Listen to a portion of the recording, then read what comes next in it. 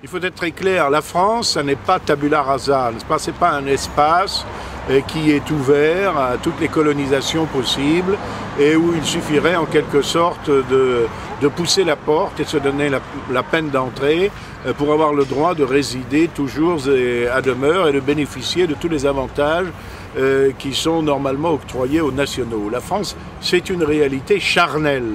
Ça n'est pas seulement une réalité idéologique, parce que dans le débat sur l'identité nationale qui a eu lieu, et qui a été d'ailleurs moins nul et moins mauvais qu'on ne le dit généralement, et pourtant je ne prends pas ici la défense de M. Besson, mais dans ce débat sur l'identité nationale, j'ai été très frappé par le fait qu'on définissait essentiellement la France par la Déclaration des droits de l'homme et du citoyen de 1789, ou par les valeurs républicaines, la devise liberté, égalité, fraternité, éventuellement, dans le meilleur des cas, par le drapeau tricolore. Or, la France a existé, elle a existé 15 siècles pratiquement, et bien avant, par conséquent, 1789.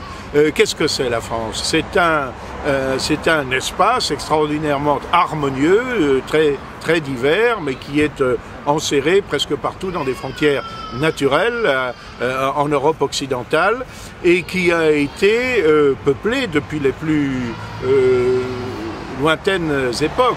L'homme de Cro-Magnon, par exemple, eh bien, qui est le prototype en quelque sorte de l'Homo sapiens, habitait précisément le département, je crois, de la Dordogne. Bon, par conséquent, c'est une population qui a été celtique, latine, romanisée, et par cette romanisation, nous sommes devenus les héritiers non seulement de Rome, mais d'Athènes, et aussi germanique par un peuple, c'est vrai, les Francs, d'où nous tirons notre nom.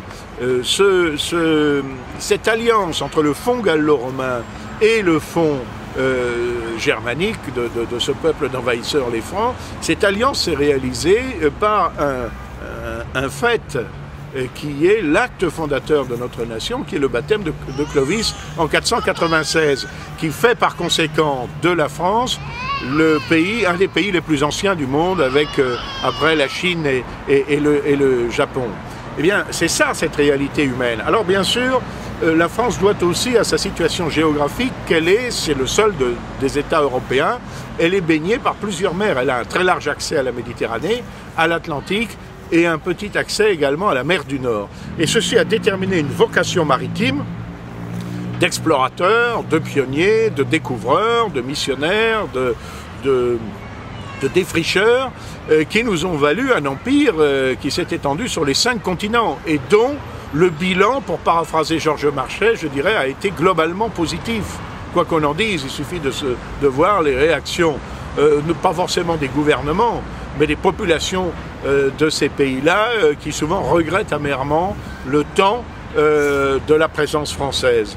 Et il nous reste de cela tout un héritage et toute une poussière, en quelque sorte, d'îles ou de possessions, généralement maritimes, qui nous valent le 3e domaine maritime du monde. C'est donc un fait extrêmement important sur lequel, d'ailleurs, nous pouvons baser en partie notre avenir, car c'est un atout pour les générations futures, en un temps où l'avenir de l'humanité se jouera davantage au fond des mers, sans doute que dans la recherche spatiale. Par conséquent, la France, c'est tout cela. C'est un art de vivre, c'est une langue, c'est une culture, c'est une richesse extraordinaire, une profusion dans tous les arts, la musique, la littérature, dans les sciences. Il y a un patrimoine français qui est une réalité charnelle. Et ceux qui viennent en France et qui veulent devenir français, ils doivent nécessairement respecter d'abord et intégrer ensuite, au moins partiellement, ce patrimoine. S'il se situe radicalement en dehors de cela, s'ils sont hostiles à tout cet héritage, ils n'ont pas leur place dans la communauté nationale, c'est très clair. Et ils ne sauraient y prétendre simplement parce qu'ils adhèrent à liberté, égalité, fraternité. Parce que liberté, égalité, fraternité, c'est très bien.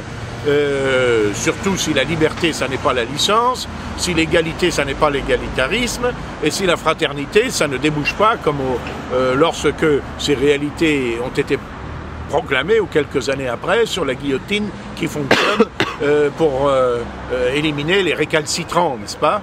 Mais liberté, égalité, fraternité, ça peut être aussi la devise pratiquement de beaucoup de peuples dans le monde. Et le fait que la personne humaine ait des droits et que ces droits doivent être reconnus par la société, ça aussi, c'est en grande partie d'ailleurs dérivé, là encore, du vieux fond de valeurs chrétiennes qui existent dans notre société, mais ça peut être le cas de beaucoup de peuples dans le monde. D'ailleurs, j'observe que la déclaration des droits, la Constitution américaine précède la nôtre, je crois, de 14 années. Bon, pourtant, nous sommes une nation distincte des États-Unis d'Amérique. Et ce que je trouve extrêmement choquant aujourd'hui, c'est que cette espèce d'adhésion idéologique est considérée pratiquement comme suffisante pour intégrer la nation française. Non.